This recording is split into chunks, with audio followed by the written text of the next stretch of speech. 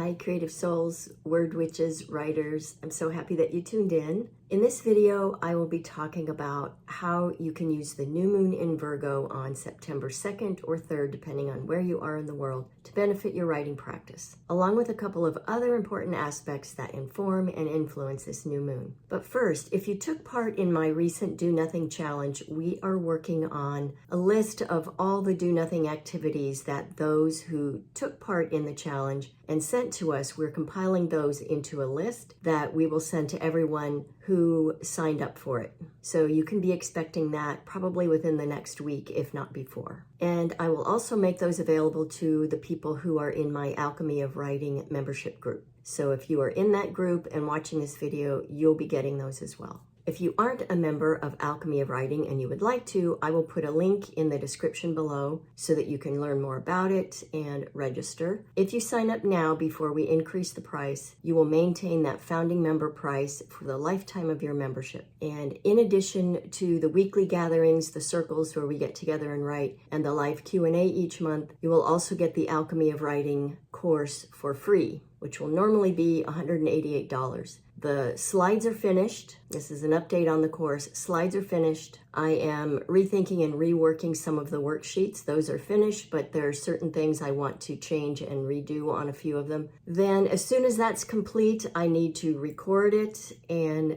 upload it, and it will then be available. So until all that is finished, it's $18 a month for the membership group. And if I had a deadline, I would give it to you, but I have learned with my current life and my brain and everything else that setting deadlines is a bit difficult right now. So I anticipate within the next month, within the month of September, that should be ready. And just a preemptive answer to a question I anticipate, if you buy the course for the full price and then later decide to join the membership group, you will not get a refund for the course, okay? So let's talk about the Virgo new moon. All new moons are special because they're a time that we can set new intentions. It's kind of like a fresh start. But this one is super important because it is the last new moon we have before the eclipse season starts. And so eclipses are interesting. They tend to water down energies. And so the new moon this month on September 2nd or 3rd is important because it's kind of, in some ways, your last chance to kind of set intentions and make plans and put down some goals and have it really supported by some really strong energies until we get through October when eclipse season ends. And of course, in the meanwhile, you can still set intentions. It's just that the energies are a bit different during eclipse season. All right, so what specifically does this new moon in Virgo mean, and how can you use it to benefit your writing practice? Well, first, Virgo's precision will help you set priorities. So this is about who and what really matters in your life. How are you spending your time? I talk about this in the Alchemy of Writing course because this really is a big part of whether or not any of us has a successful writing practice. It's really easy to let the walls of life kind of gradually close in and cramp our time and our space, and then nudge our writing practice kind of to the periphery of everything. And it falls down to the bottom of our lists, and then before we know it, we're not writing. For the astrology for this new moon, I consulted Kelly with Kelly's Astrology, and I'll put links to her account and the video in the description as well. And she says that to think about these things, what's taking up time in our life and what is taking our energy, it's really a way to kind of like audit ourselves and our lives and our practices and habits. And like I said, this is really important to maintaining a really enduring writing practice. And it's why I've devoted an entire module in the Alchemy of Writing course to this. And on the surface, scheduling seems like a sort of, yawny, mundane thing to spend time on. But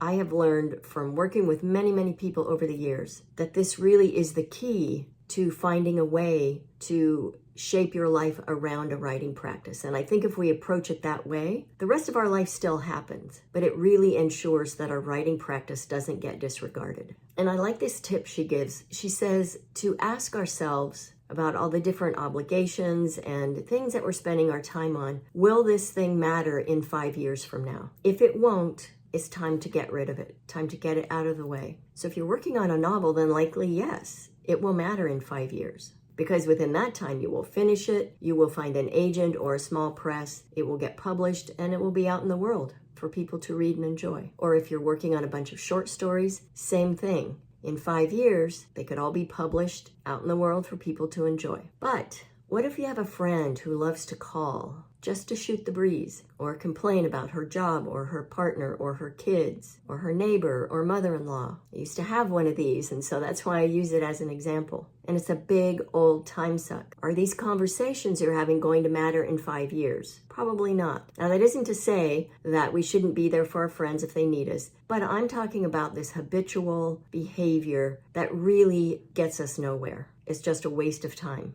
And by doing those things now, it's robbing us of precious time that we could be devoting to our writing and other important things in our lives. So what if you're in a dead-end job that just sucks the life out of you and you know it's just a matter of time before you're gone? What if there's something in your life that you used to be passionate about, but you're just not anymore? So while we usually equate new moons with beginnings, this one in particular is also about endings, because it's asking us and giving us really the space to reevaluate and basically clean house and purge. So really think about the duties and obligations and people and habits that just no longer serve you. They don't enhance your life in some way. So think about what you need to end or close or reduce so that you can continue with what's important. And for the sake of this discussion, your writing. This is also a great time to rethink and restructure your life so that you can write. So it's about looking at your life big picture and smaller picture, day to day. And again, I talk about all these things in the Alchemy of Writing course, because if you're going to add a writing practice to your already busy life, it really is a bit like playing a game of chess. You have to move things around to make room for other things. It won't just magically happen. Kelly mentions the idea of improving by doing less. And this is one of those pieces of advice that I've heard over and over from people who've been doing this a lot longer than I have.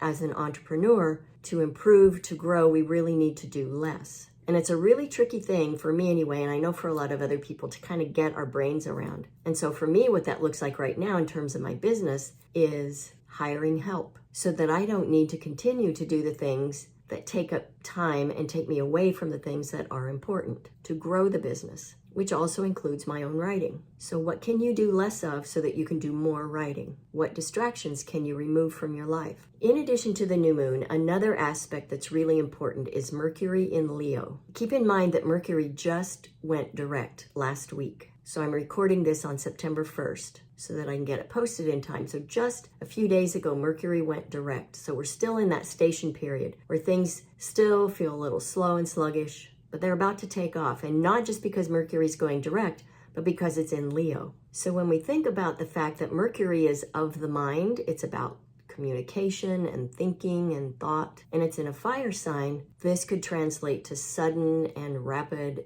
epiphanies about blocks that you've had with your writing, about the things that are important to you. And because it's sitting right there with the new moon in Virgo, it's also about things you can let go of or get rid of. Mercury in Leo can really illuminate the vision that you have for your writing practice or for a particular project that you're working on. You might also find that during this time that you are able to more easily sort out some kind of fear or worry that you've had about something you're writing or something that you want to write. I'm going to make a video about writing about taboo subjects, so be looking for that to come shortly after this video. And I think I'll make another one as well about a question someone asked me the other day. They asked me, why are you a writer if you're such a private person? And so I found it a really interesting question. So I feel like both of these videos I mentioned, the taboo subjects and why I might write, and many others, why are we writers if we are private? And so again, it has to do with being very clear about what matters and what doesn't, and not letting voices outside us influence what happens in our writing practice. I think a writing space, a writing practice is a sacred space. And I think when others attempt to intervene or we invite others in, we have to be very, very careful. So use these energies right now to get really clear about who belongs, who gets to have their nose in your writing business, and why. So think about if you've been preoccupied with something around your writing. Is there something that's been blocking you? It could be something about a project that you're currently working on, one that you want to start, and there's something that's just keeping you stuck. I'm also going to do a video very soon on how to write Act 1 of your novel, because for a lot of people, they have these fabulous ideas and then they just find that they keep getting stuck. So I thought I would make a video for that too, so be on the lookout for that one. Think about concerns that you've had in addition to those other things I mentioned earlier, habits, practices, people that are preoccupying your mind and your time and your space and really preventing you from making progress and maybe even sapping your energy. Mercury is also moving toward a square with Uranus, which will peak around September 7th. So that will also be part of this new moon experience. So something else to think about. We typically think of new moon energies kind of being present for 2 weeks following the new moon. But because we're about to enter this eclipse season, the influences of this particular one will last through the end of October. So this is really a great time to kind of spread out and get very clear about a lot of things. And like I said, just purge and do some housekeeping around habits, how we spend our time. Uranus is about being kind of restless, wanting to change things and shake things up. It's also about innovation. How might that relate to your writing practice? It might go back to the topic that I mentioned earlier, whatever that is for you, that you've been resisting, something you've been thinking about, it's stayed with you, it's on your mind, but you're resisting doing it. It might mean that you are at a point in your life where once and for all, you are over putting your writing last, which really is you also putting yourself last. It might mean that now is the time that you'll get really creative and find solutions that will allow your practice to flourish. So I'll share something that I did recently for myself. During the pandemic, during the lockdown, I wrote every day for hours and hours and hours, and that's how I got my novel finished. And then slowly, as things have gotten back to normal, I've been writing less. I'm a person who I can write in small chunks of time, but I really prefer big chunks of time. And so for me, writing regularly doesn't necessarily mean every day. It just means the same times for the same amount of time every week, maybe. So last week on Tuesday, I blocked out 6 hours.